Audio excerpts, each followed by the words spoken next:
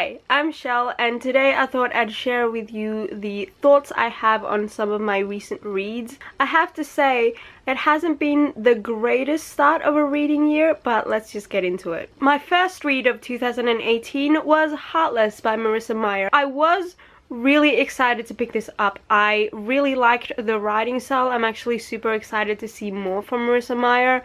And I also really like the fact that this is a villain origin story. So I was really excited to see what they were gonna do with the character of the Queen of Hearts. I have to say, I really like Kath as a character. I really like her story. I like the world. I usually don't gravitate towards Alice in Wonderland type worlds, but I really like what Marissa Meyer did with this world. The only thing I didn't like about this book was the ending. I thought the ending was such a flip, and I know I've seen a couple of people say this, but yes, this is an origin story, and yes, we know that she becomes the Queen of Hearts, but I would have loved to see more of that side of her kind of bubbling underneath the surface all throughout this book. I didn't think there was much of a build-up.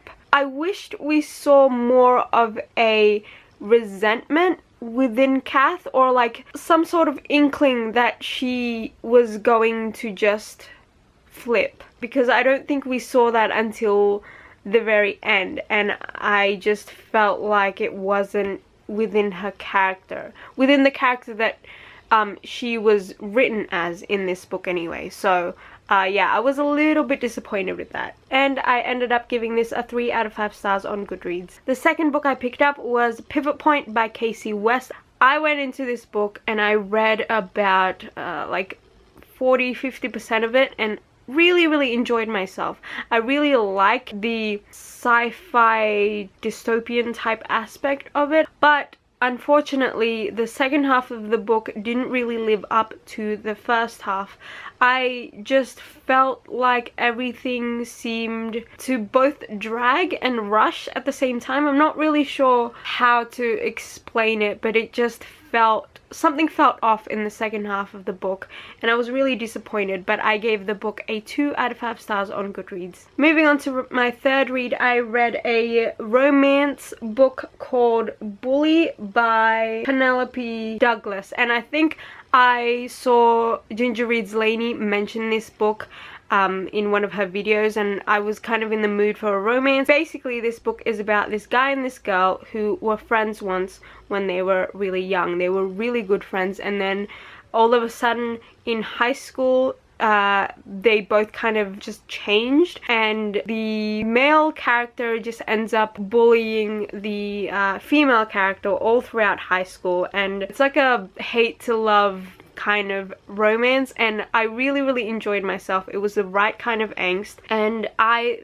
thought that the relationship was gonna build up and it was gonna be really great, but then there's this one particular scene in the second half of the book that I felt like didn't fit in with the book. And honestly, I don't think that's the only thing that made me really not like this book in the second half. There was just a lot of things to do with character that I felt like didn't match up with the first half. It's like two people wrote different sections of the book without reading what the other person wrote for their section, if that makes sense. Anyway, I gave that book a 2 out of 5 stars on Goodreads. Moving on to the 2 books I read during the Contemporary-a-thon, I read the graphic novel Giant Days by John Allison, and I've been looking forward to reading this book for a really long time because I've just heard so many great things about it, because yes, it's contemporary, and I don't usually see a lot of contemporary based graphic novels, and this is like set in uni and all that stuff.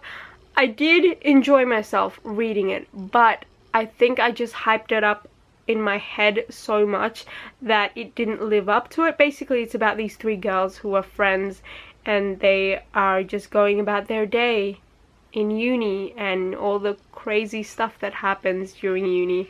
It was alright. It's good, and I like the art style because it's very colorful and it's very fun, but I was just expecting more from it. Maybe if I read more of the issues, I'll get more into the story and it'll get better or something, but it's just... Anyway, I gave it a 3 out of 5 stars on Goodreads. And the last book I read during the Contemporary-a-thon was Love and Gelato by Jenna Evans Welch. This is a book about this girl whose mother just passed away, and so she's sent by her grandmother to live in Florence, Italy.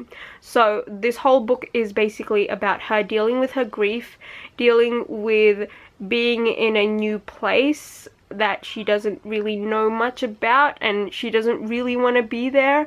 And the third thing that she kind of has to deal with throughout this book is finding out more about her mother. I kind of went into this book thinking that it was going to be a very light-hearted, cutesy romance contemporary, and although I did get a lot of the cutesy, light-hearted contemporary side, there is actually a lot more deeper topics that's been discussed in this book.